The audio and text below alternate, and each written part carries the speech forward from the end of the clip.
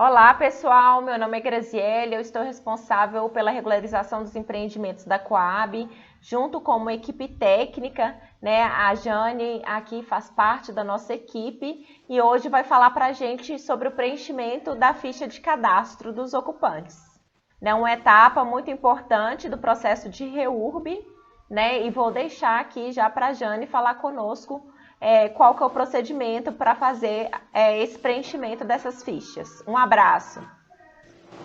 Olá pessoal, tudo bem com vocês? Nós estamos aqui fazendo essa REURB toda baseada na Lei Federal 13.465 de 2017 e no seu decreto regulamentador de 2018 de número 9.310. Nosso objetivo final é a emissão da certidão de regularização fundiária, quando cada proprietário vai receber a sua titulação. Nós dividimos o trabalho de levantamento cadastral dos ocupantes em 3 etapas. A primeira etapa são as atividades preparatórias, quando vocês ainda estão na prefeitura e vão fazer todo o levantamento dos documentos que serão necessários para a execução do trabalho. A segunda etapa é o levantamento cadastral em si, que é quando vocês vão fazer o recolhimento, preencher a ficha e fazer o recolhimento da documentação exigida. A etapa final, volta para a prefeitura, vai ser a alimentação do banco de dados e também a digitalização e inclusão dessas fichas no portal da REURB, certo? Vamos agora falar cada etapa particularmente. Então, nas atividades preparatórias, o que vocês devem fazer? Vocês vão entrar no portal, no portal REURB, que a Coab disponibilizou aí para o representante da prefeitura, eles têm login e senha.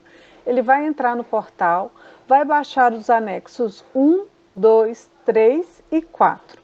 O anexo 1 é a nota técnica, onde vão estar informações sobre a unidade imobiliária.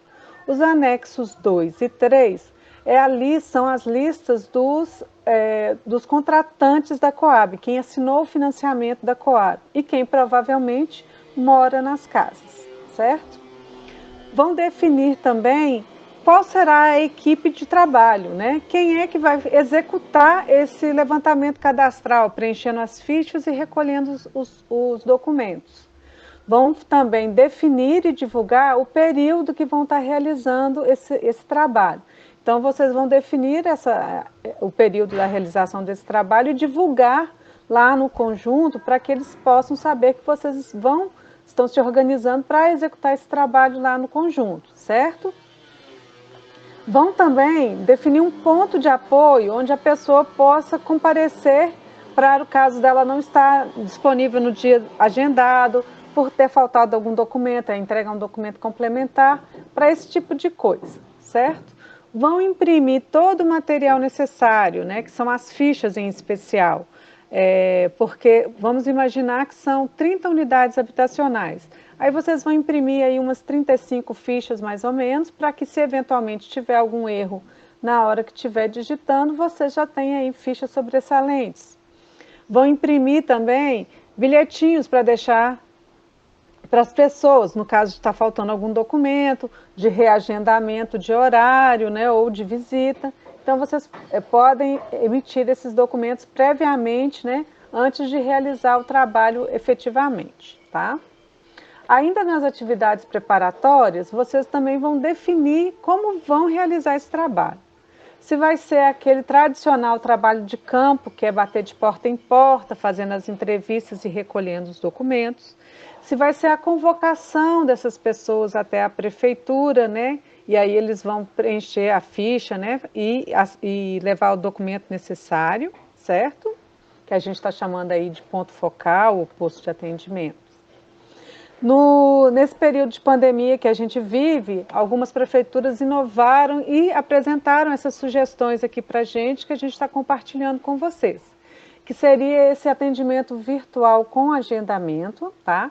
Então, que faz o preenchimento da ficha por meio de ou telefone ou videoconferência, preenche a ficha e depois agenda um horário para ele levar as cópias dos documentos e fazer a assinatura da ficha.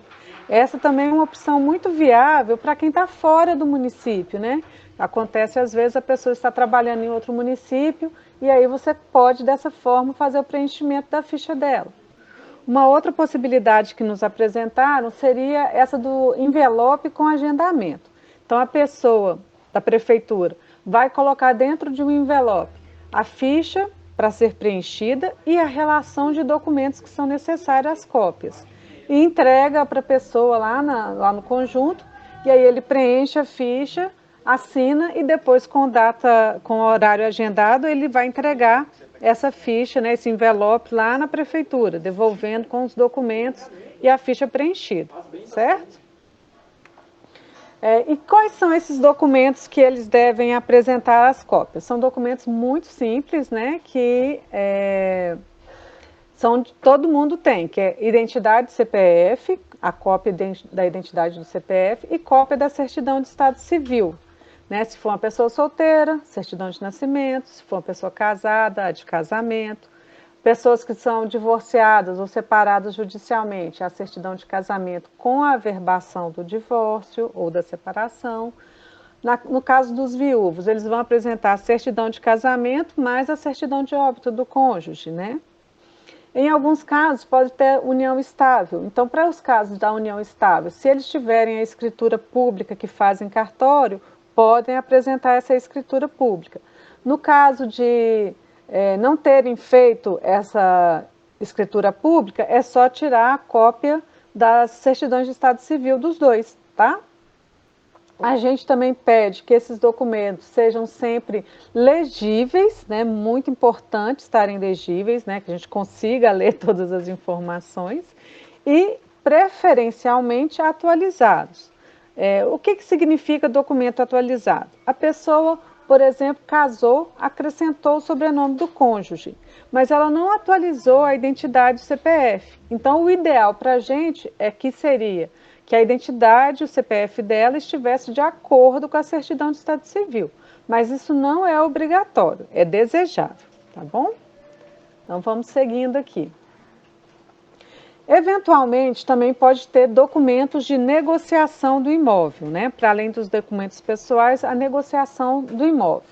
Você chegou lá visitando a casa, por exemplo, né? O trabalho é de campo. Então, você chegou lá na casa da quadra 1 do lote 1, que era a dona Maria José.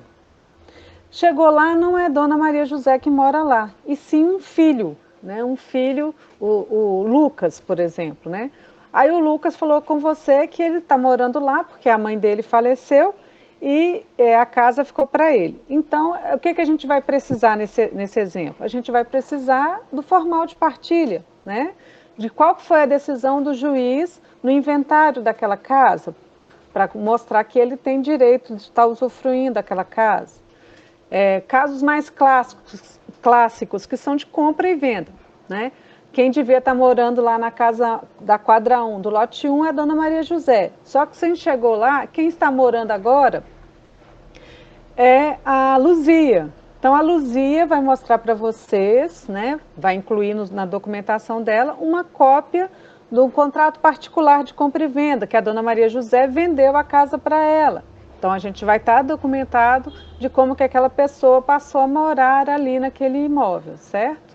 Nos casos de, eventualmente, uma separação também, né, um divórcio, aí tem uma decisão do juiz falando que a casa vai ficar para um dos cônjuges, aí a gente vai incluir cópia desse documento, né? Então, a gente tem esses diversos tipos de documentos que podem ser necessários no caso de um negócio jurídico, né? Que esse negócio jurídico pode ser compra e venda, pode ser doação, pode ser a questão do divórcio, a questão também do falecimento do titular. Então, a gente vai ter que analisar esses documentos e incluir na documentação referente àquele imóvel, certo, gente? Então, a gente até colocou essa observação que a gente citou alguns exemplos aqui, mas pode acontecer de aparecer um outro tipo de documento para vocês. E como que vocês devem agir nesse momento? Vocês vão fazer o contato com o seu técnico, né, o seu técnico de referência, encaminhar para ele o documento que tem ali disponível e então a gente vai analisar e dar a resposta para vocês, tá bom? E não é necessário coletar a cópia de contrato da Coab, porque a Coab já tem uma cópia desse documento arquivada, então não é necessário coletar isso, tá bom?